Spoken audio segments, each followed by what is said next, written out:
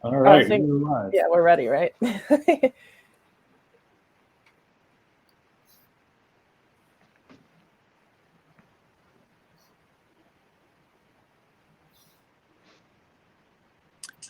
Yeah, we're live. Are we on? Yeah. All right. So that was a little weird.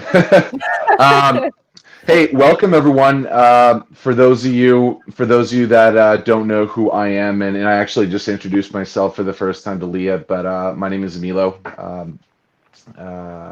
And with us today we have a really inspirational swimmer. Her name is Leah Neal. I'm sure all of you that are here already know of her.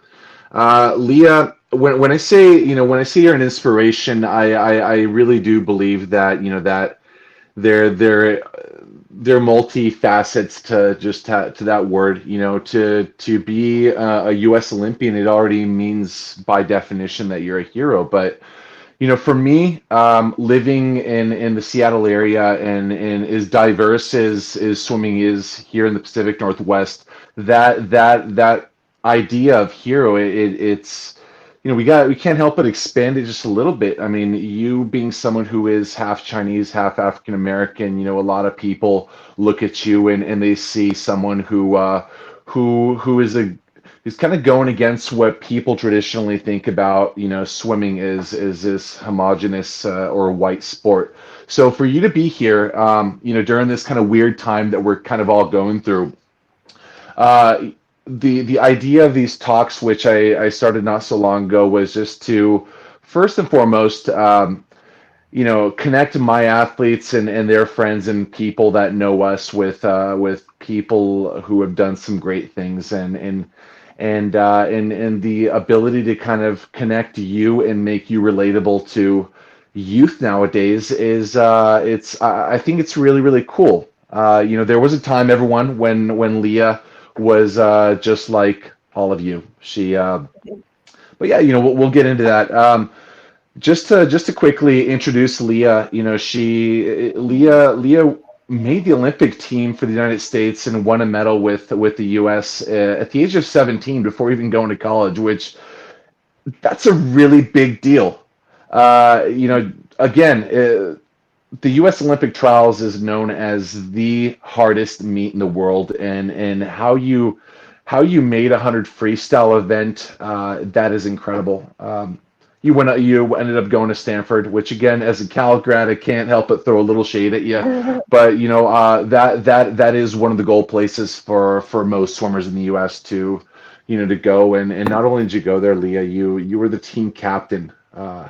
Which again, if you're the captain of anything, it means that people respect you, people follow you, and for that reason,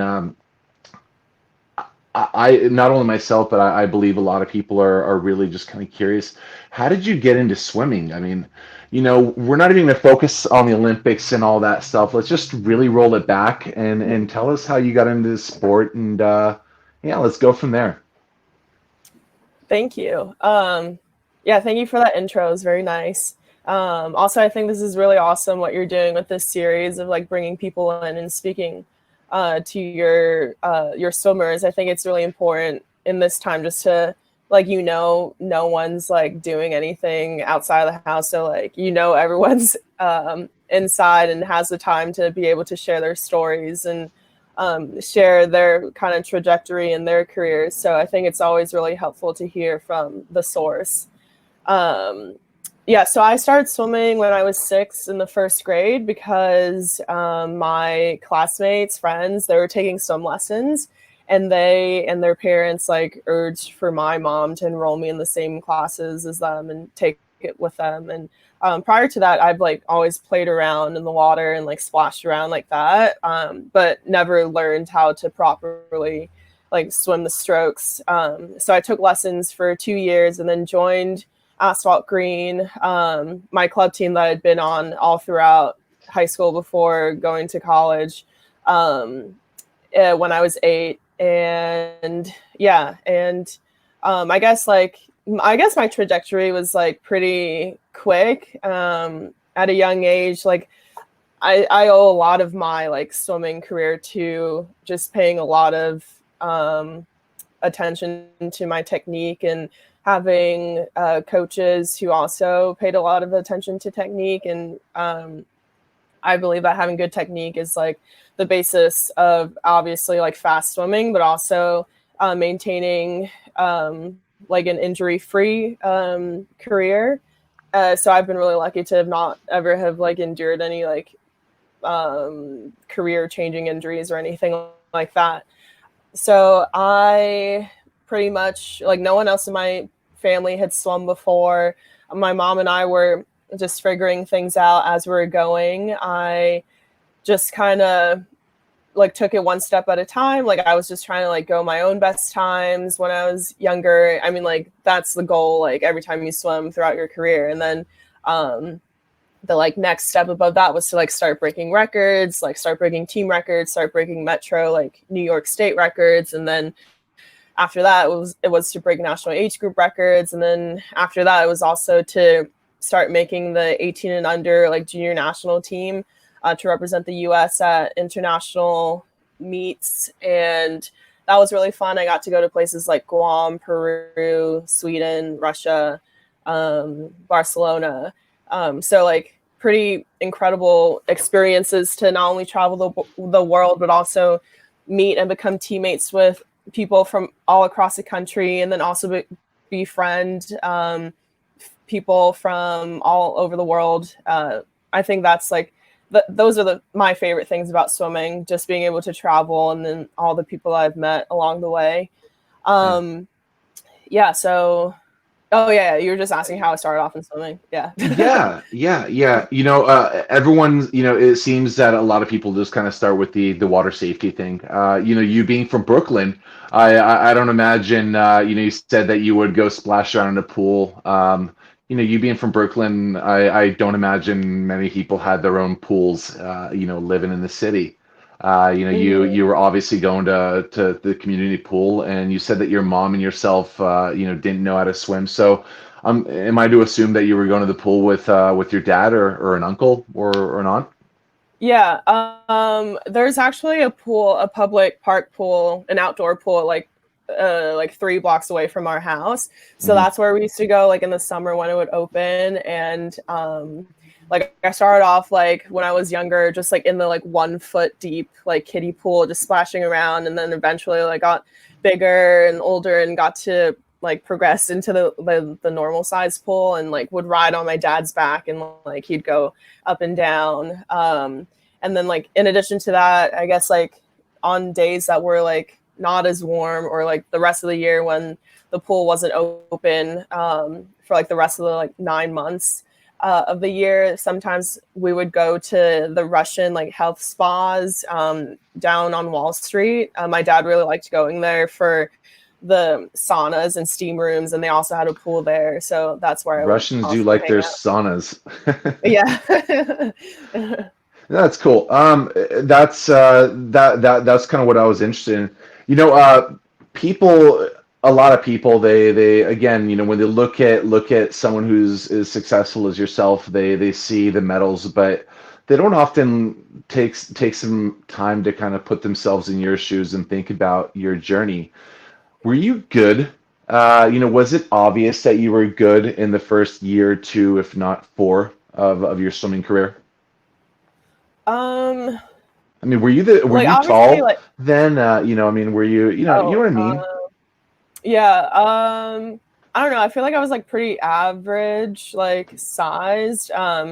Maybe I was like taller than the shortest people, I guess. But um, yeah, I don't know. Like I think especially like my first year, like no one starts off being good off the bat. Like you have to start from somewhere. So like yeah, like my first year, it was just like me getting used to swimming. Like at my first meet ever, I missed like an event because I didn't understand how heats and lanes worked. I didn't know which was which, like how everyone would write it down on the back of their hands and stuff. Yeah, so like just stuff like that, getting used to things. Like when I first joined the team, obviously they're like I was like new, and these people had been there for 2-3 years prior already. So they felt like I was kind of, not everyone, but there were like a few people who thought that I was like intruding, like especially since I was starting to get faster and just like was like needing to lead the lane, but they would obviously like not want me to lead the lane because they felt like because they've been there longer, they should be leading the lane. So just like just things like that to work past. But yeah, like you kind of just like have to do what you have to do to establish yourself. Like I didn't care that I was like the new person. I was like, if you're in my way, I'm gonna run you over and go in front of you. That's the goal. You want to lead lanes, and in many ways, a lot of kids they go to practice to to establish themselves and not only socially but just lead the lane is kind of the goal. It's a badge of honor, and it's yours to lose if you're not working hard enough. Yeah, let's we can fast forward through that those first years. Everyone's club experience is relatively unique, and again, as someone that's qualified for the Olympics at the age of 17, and that in Brooklyn, New York, would you characterize your club experiences as unique or different in any way? Yeah, I think I obviously didn't realize it like at the time because growing up swimming in a 50-meter pool in Manhattan was normal to me because that's all I've ever experienced. But like stepping away from it and like speaking with more people and realizing that like say like the other people that are on the national team who I've like talked to about like the way that we grew up swimming and just like hearing how they literally didn't have a long course pool to train in until college really put things into perspective and made me realize just how lucky I was to not only like have a long course pool to swim in like every morning and on the weekends, but also to have that in Manhattan was so rare. And like I was just so fortunate and like lucky enough to have had that and to have the luxury of not having to like think about just how lucky I was back then because it was just like it was just a resource that was available to me and yeah, it just like makes all the difference. And just like little things like that, like you don't realize or don't really have the perspective on until you talk to other people who don't necessarily have the same things as you. Hmm. It's it is interesting. As good as the state of Illinois and a lot of swimmers that come out of Illinois, those that have been to Illinois would know that they do not have the best facilities, but somehow they still produce great athletes. So yeah.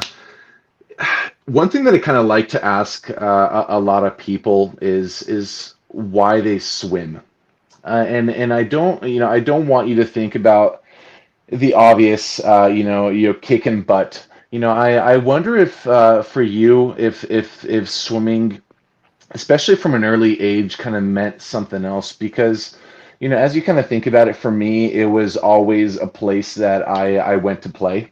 It was always kind of a place where I could be my most creative in trying to figure out technique. You talked a little bit about the importance of technique and being efficient. But for me, it was always this kind of my safe place and where I could just have a conversation with myself. Do you have something similar? Have you ever attached swimming with a meaning that is more than obvious? It's something within you. I think as I've gotten older and have gone further along in my swim career, I've had to reflect on that, especially during times where I'd be like in a rut and just like would really have to ask myself like, why am I still swimming? Like, what's the point? Everyone Um, does. yeah, and it's important to like reflect and like remind yourself of why you're doing it. And like I started having to do that and like be reflective, say like somewhere in college, like maybe halfway junior year of college swimming, when things were just like getting really like hard and mentally like I just needed to, in order to bounce back, I needed to really remind myself of why I was doing it. And it's been a while since junior year. So like I've had a lot of time to like reflect and like think about every time that I am in a rut, like why I'm doing it. And I've realized that the things I love most about swimming are the like being able to travel and be on like national teams, and like when I was younger, being on junior national teams, like being a part of like a team atmosphere, working towards something, like working towards a collective goal, was something that really drove me. I love like all the people that I met in swimming. Those people, because like swimming has been the only thing that I've done my entire life. All of the people I've met within swimming have really shaped the person that I am today, or helped shape at least the person I am today. And I think like, and like when I was younger, when things were kind of just like rolling pretty effortlessly, looking back on it, I think the reason why I was swimming back then, before like making teams and traveling and stuff like that, it was because I really liked just setting goals and making those goals kind of like a game. I really liked working on technique and like tweaking my stroke and being able to find new ways to swim more efficiently without having to expend as much energy. Just stuff like that. Yeah, and I think it just like kind of changes with where you are in your career as well. Yeah. Bear with me. And you know, this question is kind of a whopper. A lot of professional athletes out there have they've never wanted to be role models. You know, whether you like it or not, you are one. Has responsibility to all other ethnicities out there ever kind of played a role in all of this? I mean, have you, I mean, at some point, you know, you must have become, you know, conscious of the fact that, hey, I just may be the only, you know, multiracial or half Chinese, half African American swimmer out there. I also got to do this, or I got to push myself, or I got to do my best to encourage those. I know when I injured my back and got back into swimming, I got hundreds of emails from people, you know, saying, "Hey Milo, like I didn't think that it was possible to ever return from a back injury, but you know, because you did it, you know, you helped push me along." Has that ever kind of played a part of your thought process along the way? Yeah, it definitely wasn't something I thought about starting off in swimming. I didn't like seek out to be a pioneer or be the first Black or first Blasian anything. I was just more concerned with like myself and my own swimming, which is like healthy anyways. Like you don't want to Yes.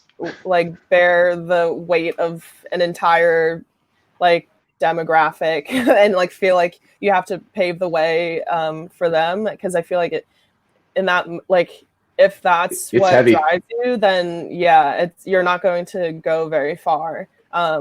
Pretty much at the end of the day, like everything that you do has to come from you, and you have to do it for yourself if you want to like progress in it. And it wasn't something that was brought to my attention of my being a role model or being an inspiration or anything until like 2012, and I started getting interviewed and that question started coming up a lot more. So because it like was becoming a more prevalent topic, it really forced me to think about it.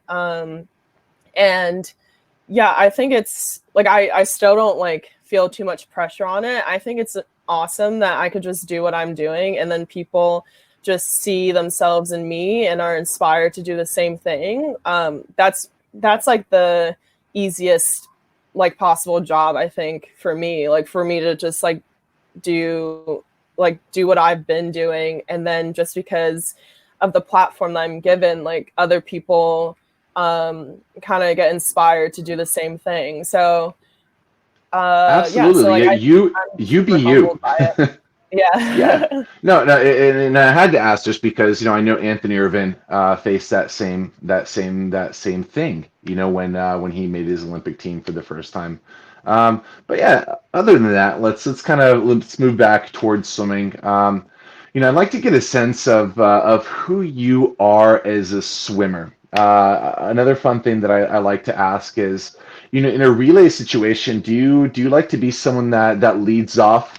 Because you like to be out in front? Do you like to be chased, or do you like to chase when it comes to being in a relay? I more often than not, like I've always been given the anchor position in like on relays in age group swimming in high school and in college. And I think that's because that's like the position where I thrive in, because I do like to chase people down. And like when I was younger, it was easier to do that. Like when you're older and you're competing against like the fastest in the world, it's not so easy to chase people down anymore. But that used to be like my favorite thing to do, just kind of being given that opportunity to chase people down and like really bring it home for the team. And I've realized like throughout my college career that like that's why I thrive the most. Or like when I thrive the most, it's in relays as opposed to individual swims, because there's so much more purpose for me to race. Because like I'm racing for not only myself, I'm racing for even more importantly, like the three other people on my team, as well as the collective team as a whole. So I feel that's like just the right amount of pressure to put on me, to know that like I need to do this for my team. I'm not going to let my team down, which is why like my relay splits are usually faster than my individual swims. Absolutely. There's that saying, ask not what your country could do for you, but what you can do for your country. And in a similar sense, when you're in a relay, you're not only swimming for your school, but you're swimming for everybody that's on that bench over there cheering for you, and they want to be on the relay. So it's a pretty cool thing. But just so I know, on average, your splits, were they usually faster when you were ahead of somebody was chasing you down, or when you had to chase someone down? It was definitely faster when I had to chase people down, I because love it it. was like, um, in those situations, like all I can do is just race. There's nothing else I can think about. Whereas opposed to like in an individual event where like we're all starting off like together, I like get way too into my head about like how I should be pacing myself and all that. Like, but when I'm anchoring a relay, all I'm thinking about is just like chasing someone down. Fair enough. Fair enough. All right. Here's a silly question. Are you someone that uses anti-fog for your goggles, or do you lick your own goggles before you get in? I've tried using anti-fog, and it doesn't work. So No. I lick my goggles. I Some learned people are that still from grossed out by diving, that. actually. I learned that the trick is to, before they're like before you dip them in the water, like while they're dry, you lick them and then you dip them in the water and then you put Really? them on. Yeah. See, I didn't know that. People are still grossed out by it, but I learned from people that dive. They put toothpaste on the inside, and then they dip it in water, before they put it on. So Whoa. that's really, really Yeah. interesting. But I think all Um, my goggles fog up like way more than the average person's for some reason. I don't know. you're working harder is what it is, right? No, that is swimming's, the swimming industry's biggest lie, anti-fog solution. Hmm.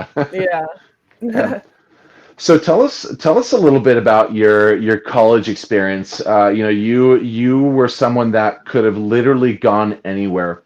Why did you decide to go to Stanford? And you know the opportunity to work with Greg Megan is enough of a reason. But for you, why Stanford, and what were your second and third options? Yeah, so I just knew that I wanted to go to school in California. The only other times prior to that, of me being in California, were for the Santa Clara Grand Prix. and I fell in love with it out there. So that's when I like decided, I was like, okay, I have to go to college out here. So I was only looking at California schools. I took trips to Cal, Stanford, and USC. And I just like Stanford was my last trip, but it didn't really matter. Maybe it was like save the best for last, whatever. But like it didn't matter the order that I went on my trips. Stanford was just like the perfect, like all encompassing of like everything that was of value to me. Like I just saw myself fitting in with the team like seamlessly. Like the campus is obviously beautiful, obviously a very well-renowned institution. I knew that swimming was going to end like at a certain point, so I would have to choose an opportunity that would set me up well for life after swimming. And yeah, I heard a lot of great things about Greg and Tracy prior to that. I mean, like we were kind of both new to Stanford at the time. Like he had only been there for I think less than a year before he recruited our class. But I only heard great things about what Greg was doing at Cal. So, and like actually meeting them on my recruiting trip, I just felt like we meshed together really well. So it just made sense. That's cool. I mean, you know, Dave Salo, who was the head coach at USC and is retiring or stepping down this year, he was my club coach. So yeah, you know, me going to Cal and you saying no to my old club coach, it's like, you know, I got to know what's up with this one. I was still considering it at least. So absolutely. You know, all of them, all three of those schools are fantastic, which would set you up for life if you knew how to play your cards right. Tell me, what is it meant for you to represent this country? You know, I mean, were you one to ever buy an American flag cap before it was given to you? You know, before making the team. I mean, what does it mean for you to be on the U.S. Olympic team? No, I never bought an American flag cap. I think I remember my club coach. I think it was my club coach. Like this memory is like very faint in my head because I have a really bad memory. But I feel like my coach Brian Brown on Agua had mentioned like to the team or something like, no, you're not allowed to just buy a cap. Like you need to earn that cap yourself. Like wow. You can wear that cap when your name is on that cap. So yeah, so that I guess that was just always the goal for me. And like everyone says like, oh yeah, like just that moment where you put on that cap with the flag on the cap and your name underneath is just like such a like remarkable moment. Like you feel so much pride in your country. That wasn't like the immediate feeling for me. It was kind of like every so often I'll like see a cap laying around in my room and like it has the American flag on it with my name on it. And then that's when I get to actually step back and reflect on like, wow, that's so cool. I get to represent the US and like I earned this cap. Like I earned this spot on the team. I earned this cap. Yeah. You know, when I love that your coach, your former coach had that opinion. You know, when with the cap, you know that when you put a cap and whatever's on that cap, you're representing everything. You know that cap stands for.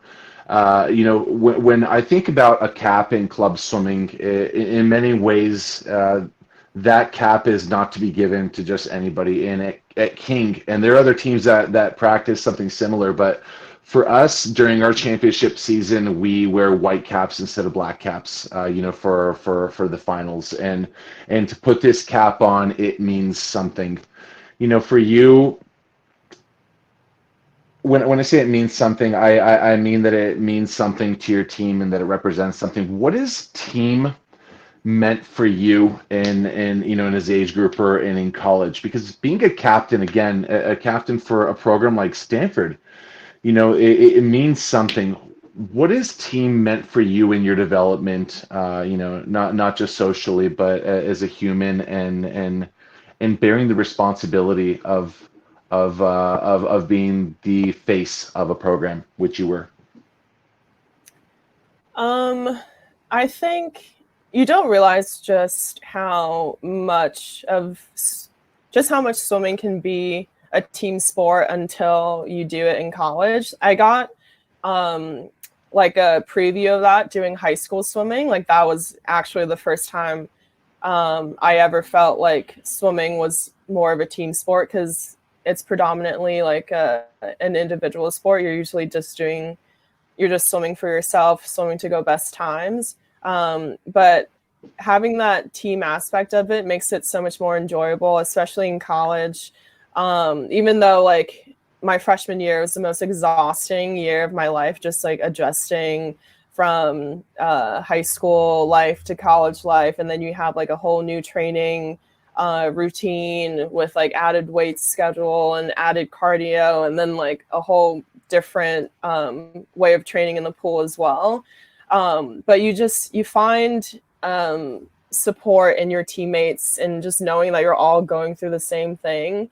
So that's what like really helped me, especially I think just going through like tough patches with training. It's definitely helpful to be doing exactly the same thing. Like with I think our team had like 23 of us, so like to do the same thing with 22 other girls, and just knowing that like seeing them do it, so like it's possible, like we're all doing it together. Exactly. Well said. Well said. Hey, Leah, people here, they obviously didn't come, for me to just talk to you. I'd like to open up this opportunity for everyone out there to, just write out your question. I'm not sure how this platform works necessarily, if you can unmute yourself like in Zoom, but write out your question, and I'll throw a couple of those questions at Leah if you yourselves can't talk. Please feel free to write those questions out right now. Um, while they do that, Leah, I got a question. I do know that you're a Finis athlete. Our club is also got a partnership with Finis. You being in Northern California and them being based very very close to Palo Alto, it's pretty convenient. My first experience with Finis was when Pablo Morales, the Olympic champion, and from 1992, came to our pool at Irvine Novas where I swam, and they introduced the monofin, and throughout my childhood, they had always just kind of been this company that would just kind of be ahead of the curve in coming up with tools and ways to teach swimming and to be more efficient, and I think in some ways simplifying it. Someone like yourself, like with college, you had a choice, but how did Finis kind of get into the mix with this with you? Yeah, I think Finis really like upped its tech suit game kind of around the time when I was turning pro, so that worked really well in my favor. Considering like their suit is like a really like it's like the first time I've worn a tech suit and like not felt like really constricted and like felt like a lot of pressure on my traps. I feel like that was always like a huge issue in tech suits that I wore like growing up. So I was really lucky to have been or to have the opportunity to work with Finis and be able to wear their suits and just like not have to worry about like having tired shoulders before I even swim. Yeah, just like really lucky to be working with such a great team, having their other sponsored athletes like Olivia on the team as well. Like we've had really fun photo shoots together. Yeah, I mean, any opportunity to be given the chance to be sponsored by a suit company as a professional athlete is a blessing. Like there's so many like for every athlete that is sponsored, there are probably like 10 over more than that who are like competing professionally that aren't working with suit sponsors. So I'm just really grateful to have the opportunity to work with Finis, not just like the bare minimum of working with them, but to also work with like such a great company. Yeah. For me, what's important is they care. They care not only about the athlete, but just just what they're producing, they're different in that way. They spend all this money to try to help you make sense of the sport, and on all that technique that you kind of talked about earlier on. It's not easy to figure it out, but with the right tools, it kind of helps. While we're waiting for questions, I think for most people, if you're human, which I assume you are, there are ups and downs through every single career. Would you be able to share with us a story of something happening that really set you back, and hopefully that's hopefully this COVID thing is the first time that you've ever been set back. But most people, they've dealt with injuries, they've dealt with life happening. Has there ever been something that's ever happened to you and kind of set you back? Like the most obvious story I have of like a setback, but like also a really quick bounce back is my 2012 trials. I had the 200 free, 100 free, and 50 free, and the 200 free was on the first day. It was my first event. And if anything, going into trials, like my best shot at making the Olympic team would have been in the 2 free. Back then I was like 158.3. Like I just had to go around the same time to make the team. That was like before the 200 free got really deep as an event. Hmm. But then I ended up adding 3 seconds in the morning. So I didn't obviously didn't make the semifinals. So that was like devastating to me because I thought that was my shot at making the Olympic team, and I just kind of let my nerves get the best of me and let that opportunity go to waste. Um, Did you go out too but hard or too rigid? Do you remember what that swim felt like? Oh, my issue is like always just going out too easy. I think it was just like all easy. Okay. Because the 200 free is just like a long sprint. So I've always like kind of found it daunting. Um, so I always like save up like way too much than I should. The But I cool, the, knew, sorry.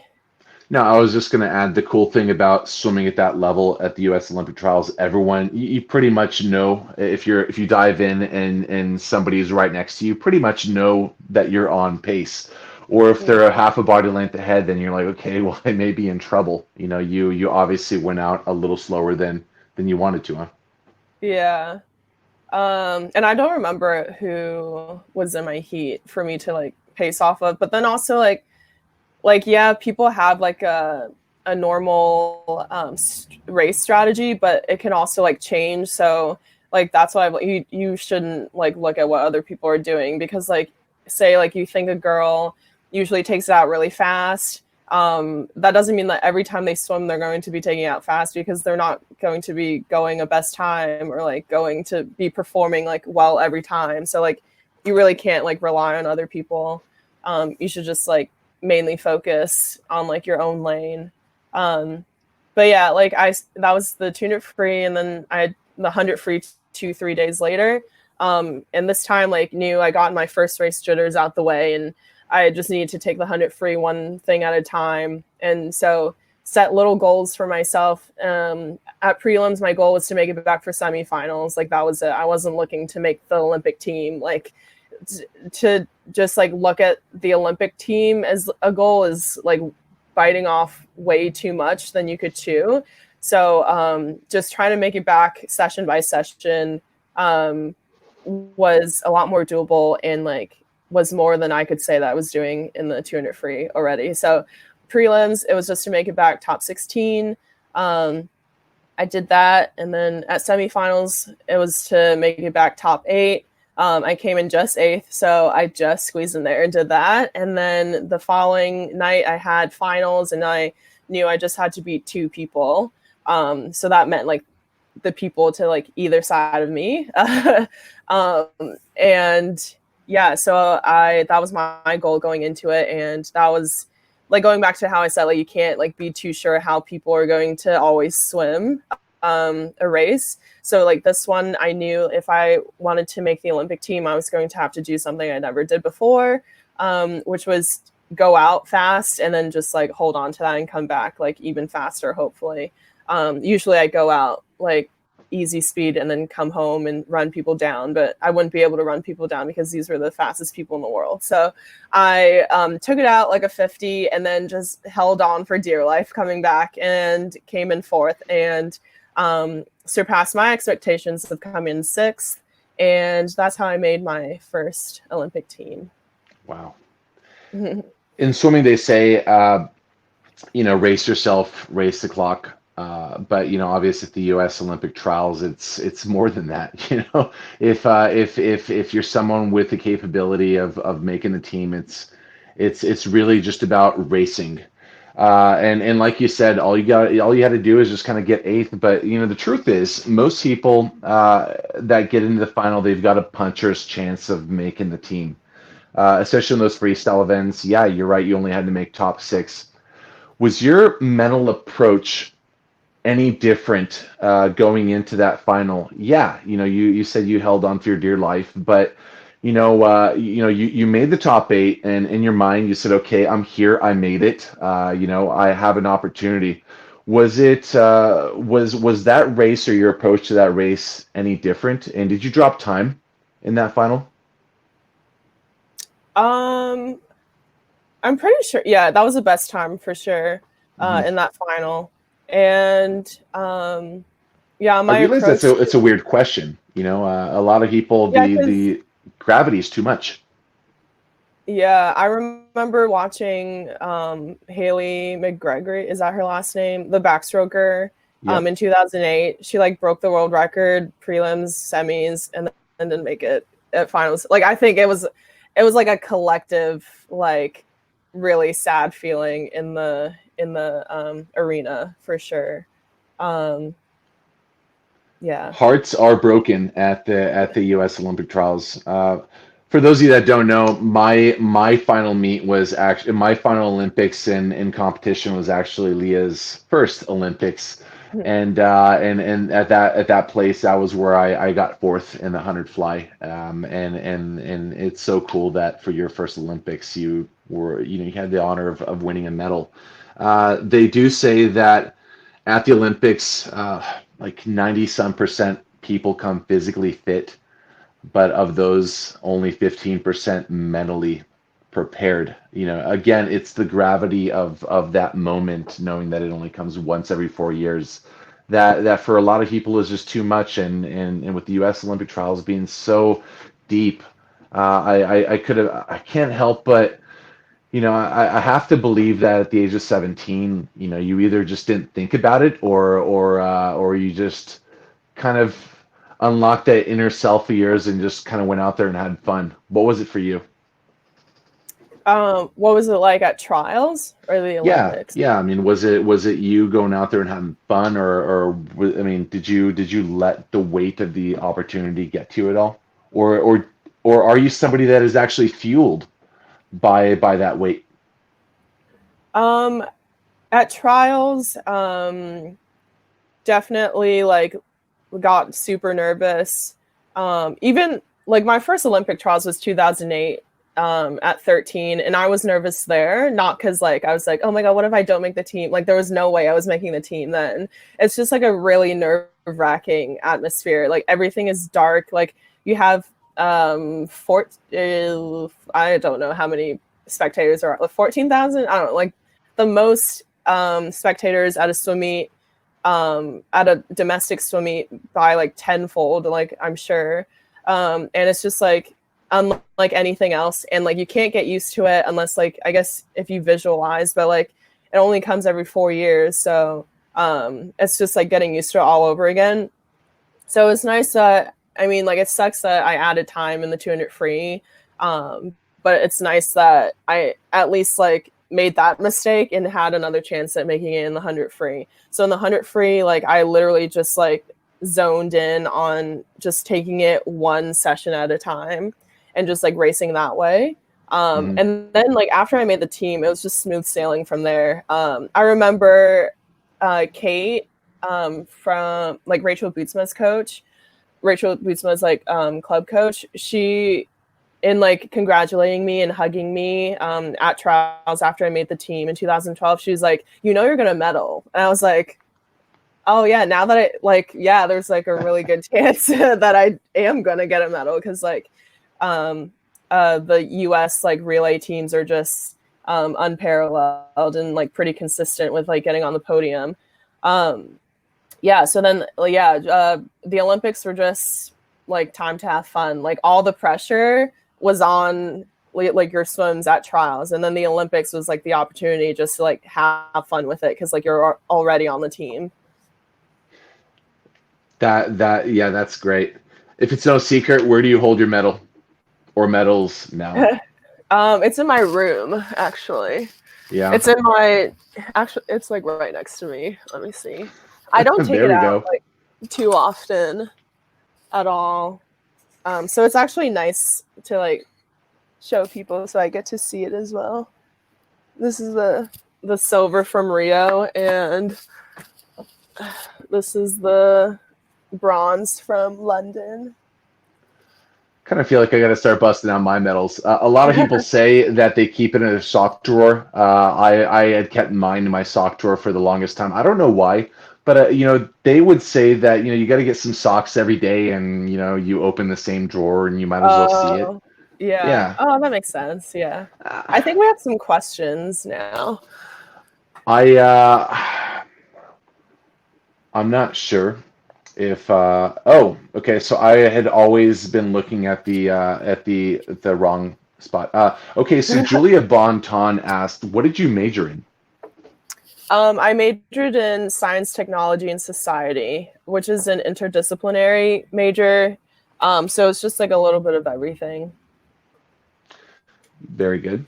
From Pauline Dang, if you had any, how did you work through plateaus?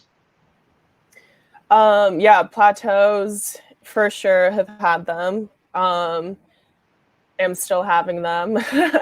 You just need to reevaluate like what your goals are. I think it's really important to know what you're working towards, just to have like a clear vision, and just knowing like what your purpose is and like why you're showing up every day, and like why it's necessary for you to put in all this work. So just like knowing what you want to do, what you want to accomplish is really important to get through those plateaus. Did you ever think about quitting? I mean, if it was a plateau that went on for longer than you thought, did that ever cross your mind? Yeah, for sure. Like I started meeting with the sports psych that works with USA Swimming and like some of the other sports in the USOC. I think junior or senior year of college. Maybe it was senior year of college because like I didn't even know if I could finish swimming like collegiately even.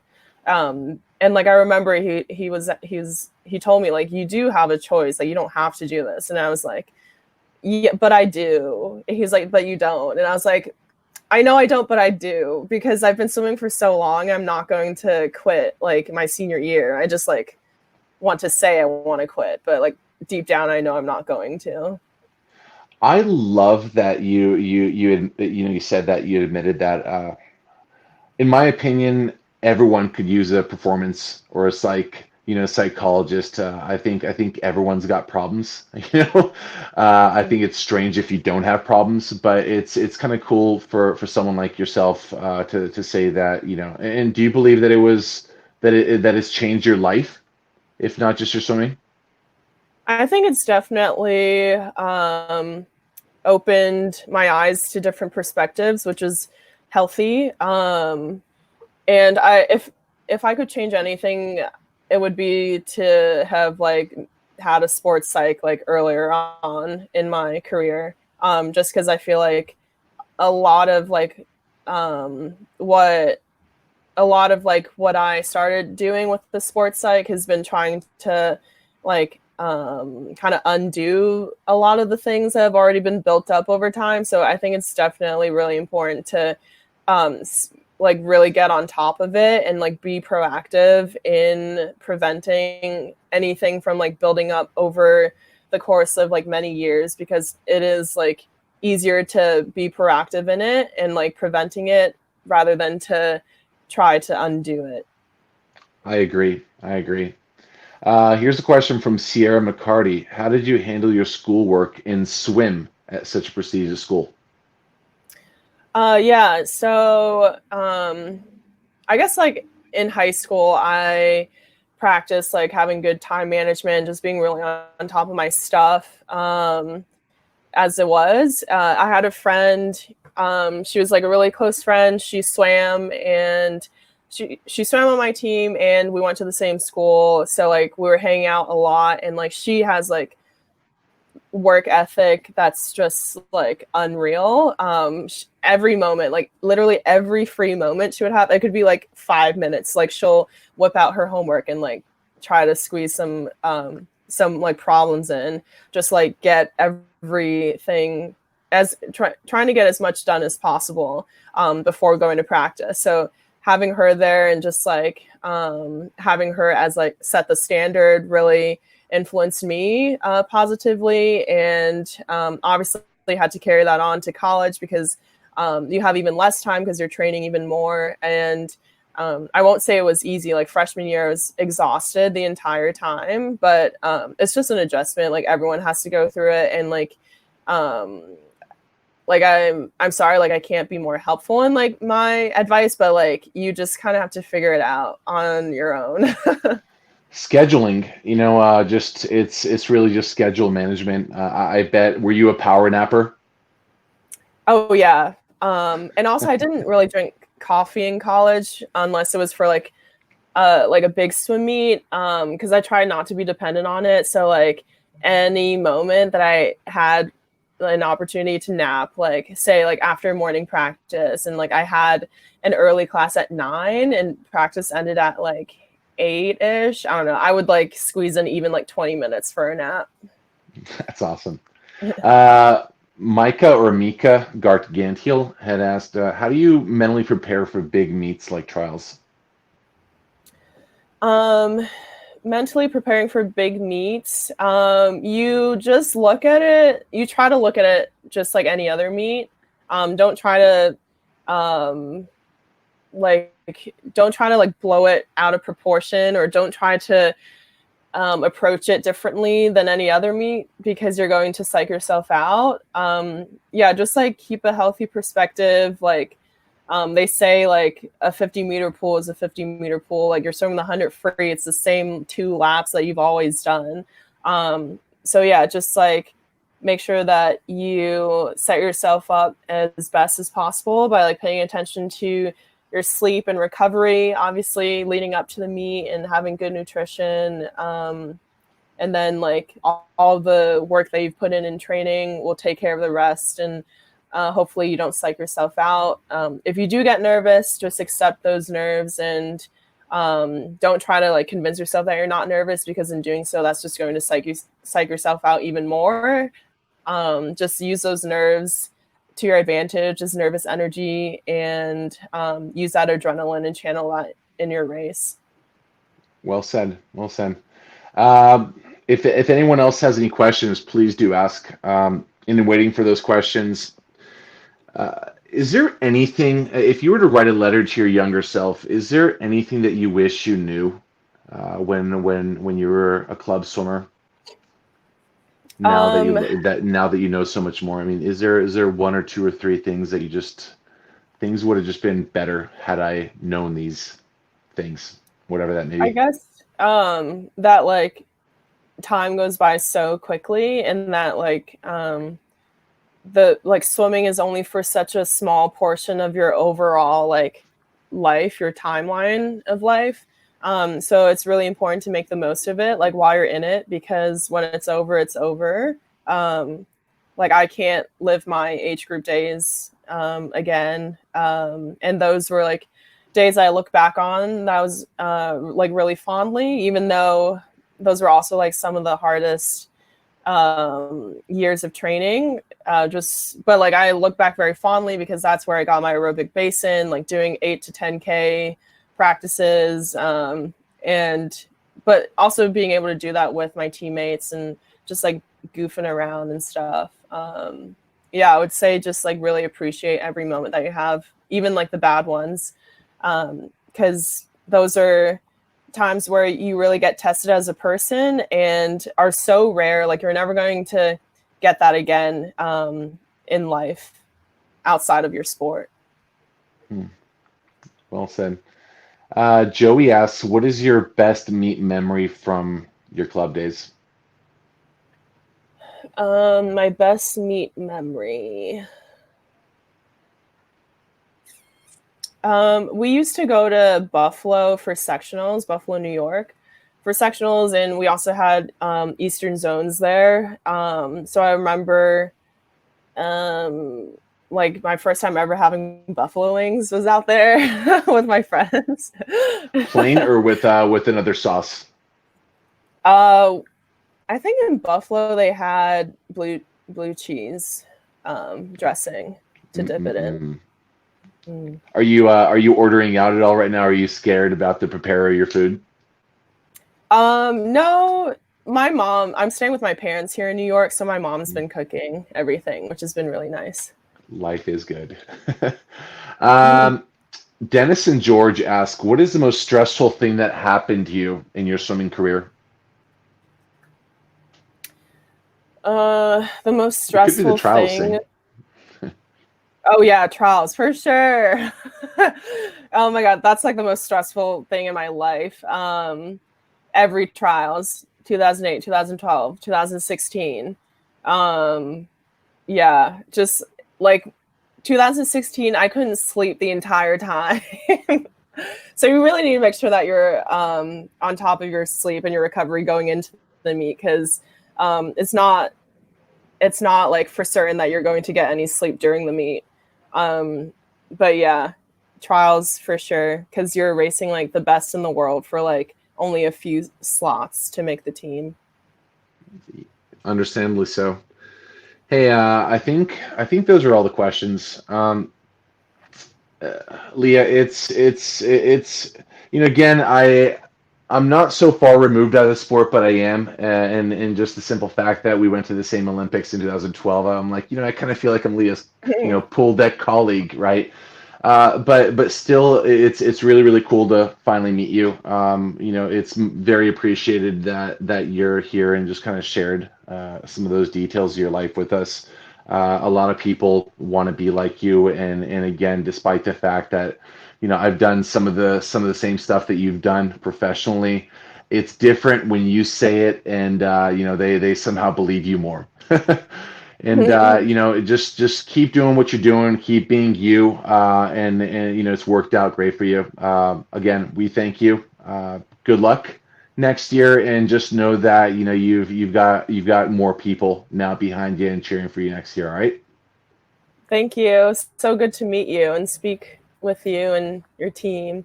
Thanks for having me. Sounds great, Leah. All right, take care of yourself, and we'll be watching you. Thank Bye bye. you. Bye.